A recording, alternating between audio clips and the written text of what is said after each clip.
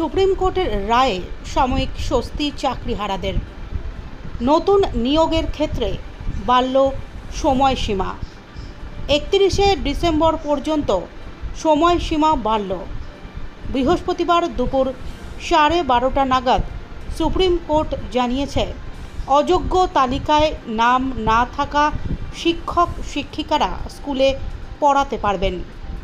আজ সুপ্রিম কোর্টের প্রধান বিচারপতি সঞ্জীব খান্না জানান, শুধুমাত্র যোগ্য শিক্ষকরাই আপাতত কাজ চালাতে পারবেন।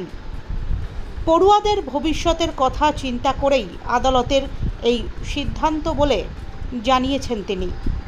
উল্লেখ্য, সুপ্রিম কোর্টের রায়ে চাকরিহারা প্রায় 26,000 শিক্ষক শিক্ষাকর্মীর মধ্যে মোট 17,206 জন শিক্ষক শিক্ষিকা নিয়োগ বাতিলের জেরে আদালতে মডিফিকেশন অ্যাপ্লিকেশন করেছিল মধ্যশিক্ষা পর্ষদ। তবে রাজ্যের জন্য বেশ কিছু শর্ত বেঁধে দিয়েছে সুপ্রিম কোর্ট।